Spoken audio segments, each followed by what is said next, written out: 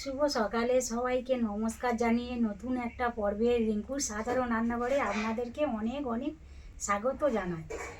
আজকে তো আপনাদের দাদা বাজার থেকে কি মাছ এনেছে আপনাদের সঙ্গে শেয়ার করব। দেখা যাক কি এনেছে। এই দেখুন, আজকে বাজার থেকে আপনাদের দাদা নদীর ভোলা মাছ এনেছে। ভোলা মাছগুলো তো সাইজে ছোট, কিন্তু টাটকা মাছ, খুবই ভালো, শক্ত আছে। এই ভোলা মাছগুলো এখন ঝটপট কেটে নেব। এই ভোলা মাছ দিয়ে সম্পূর্ণ টেস্টি ও ঘরে দেখা সাধারণ তেল মশলা দিয়ে খুবই কম সময়ের মধ্যে একটা রেসিপি আপনাদের সঙ্গে তো শেয়ার করব। সেই রেসিপিটা হলো সর্ষে ভোলা।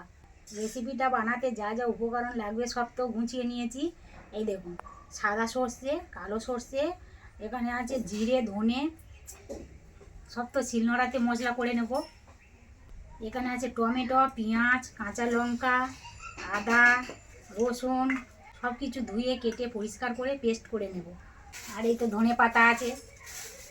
রান্না করার আগে সব কিছু আমি কেটে ধুয়ে পরিষ্কার করে মশলা বেটে সব কিছু গুছিয়ে নিয়ে তবে উনুন জ্বালবো।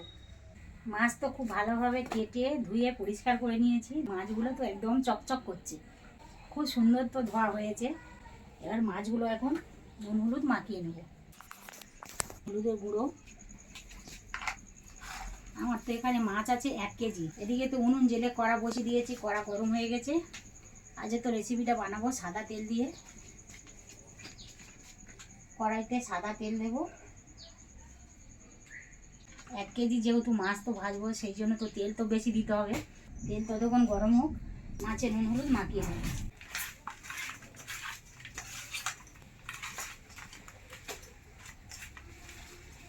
কড়াইতে তো তেল দিয়েছি, তেল গরম হয়ে গিয়েছে। খুন্তি দিয়ে কড়াইয়ের গায়ে একটু লাগিয়ে দেবো। এবারে তেলের মধ্যে একে একে মাছ দেব। সব মাছটা একসঙ্গে ভাজা যাবে না, দুবার করে ভেজে নেব। এইভাবে তো বাকি মাছগুলোও ভেজে নেব।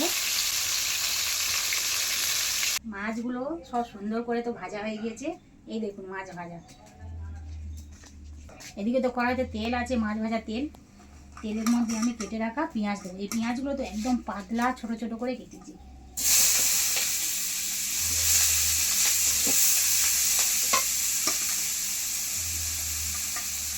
পেঁয়াজগুলো কতক্ষণ ভাজতে থাকুক।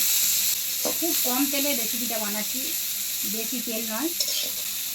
মাছ ভাজা তেল বেঁচেছিল, সেই তেলে পেঁয়াজ ভাজা হচ্ছে। পেঁয়াজ তো ভালোভাবে ভাজা হয়ে গেছে। এই সময় বেটে রাখা রসুন দেব।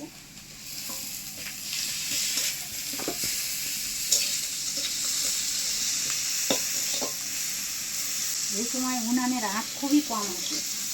খুব কম আঁচে মশলা ভাজলে মশলা খুব ভালোভাবে ভাজা হয়ে যায়, পুড়েও যায় না।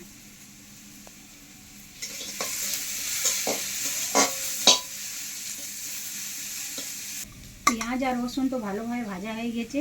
এই সময় আমি দুটো ছোট ছোট সাইজের টমেটো একদম টুকরো টুকরো করে কেটে নিয়েছি, ছোট করে, যাতে খুব তাড়াতাড়ি গলে যায়। এই পেঁয়াজের মধ্যে দেব।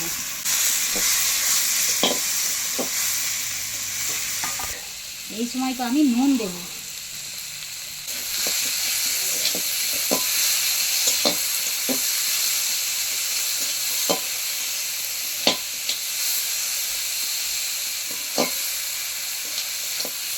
টমেটো তো খুব ভালোভাবে ভাজা হয়ে গেছে। টমেটোটা একদম গলে গেছে, টমেটো কাঁচা গন্ধ চলে গেছে। এই সময় আমি একসঙ্গে সব বেটে রেখেছি কাঁচা লঙ্কা, আদা, জিরে, ধনে, 2 রকম সর্ষে, সাদা কালো, সব একসঙ্গে শিলনোড়াতে বেটে রেখেছি। এই সময় আমি কড়ার মধ্যে দেবো।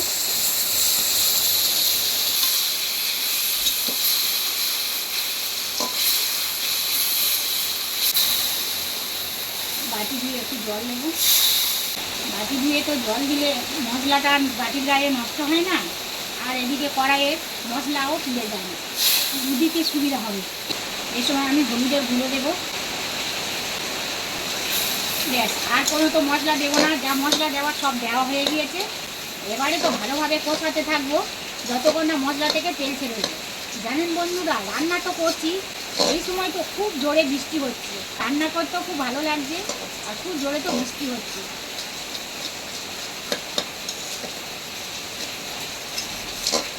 আপনারা তো বাড়িতে বড় বড় ভোলা মাছ রান্না করে খেয়েছেন, একবার আমার মতো এইভাবে ছোট ভোলা মাছ সর্ষে বাটা দিয়ে রান্না করে খাবেন, দেখবেন তো অসাধারণ স্বাদের খেতে লাগে, খুবই ভালো লাগে। মশলা তো খুব ভালোভাবে কষানো হয়ে গিয়েছে আর মশলার সব কাঁচা গন্ধ চলে গিয়েছে। মশলা থেকে তো তেল ছেড়ে দিয়েছে। এই সময় আমি জল দেব।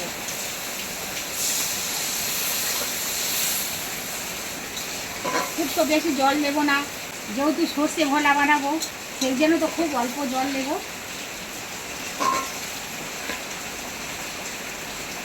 এবারে তো ফুটে ওঠার অপেক্ষা। কড়াইয়ের গ্রেভি তো বেশ ভালোভাবে ফুটে গিয়েছে। এই সময় আমি ভেজে রাখা মাছ দেব।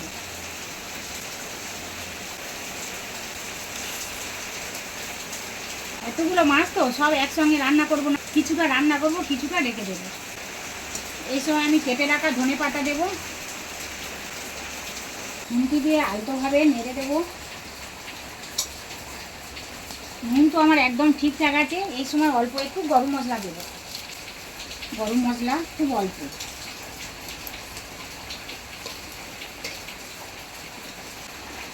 সর্ষে ভোলা কারি তো আমার একদম রেডি হয়ে গিয়েছে, একদম মাখা মাখা, খুব সুন্দর হয়েছে। এবারে তো একটা প্লেটে তুলে নেব।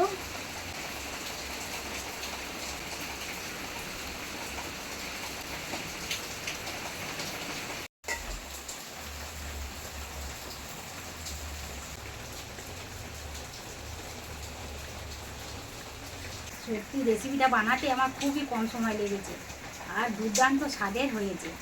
দেখতে যেমন হয়েছে আর স্বাদও তেমন হয়েছে। আজকের আমার দুপুরের মেনু হচ্ছে গরম ভাত, পেঁপে ভাতে সঙ্গে কাঁচা লঙ্কা আছে। দুপুরে তো গরম গরম ভাত আর গরম গরম সর্ষে ভোলা কারি যদি থাকে তো বন্ধুরা, তাহলে তো আরও কোনো তরি তরকারি লাগবে না, খাওয়া তো একদম ফাটাফাটি। এইভাবে যদি কারি বানিয়ে আর গরম গরম ভাতের সঙ্গে তো খাওয়া যায়, খুবই অল্প তরকারিতে হয়ে যায় খাওয়া, বেশি তরকারি লাগে না। আজকে তো আমার এই দুপুরে 2 পিস মাছ আর 1 চামচ গ্রেভি দিয়ে ভাত খাওয়া হয়ে যাবে। আমার এই সাধারণ রেসিপি আশা করি আপনাদের খুব খুব ভালো লাগবে। একবার হলেও আমার মতো এইভাবে বাড়িতে ট্রাই করবেন আর পরিবারের সদস্যদের খাওয়াবেন।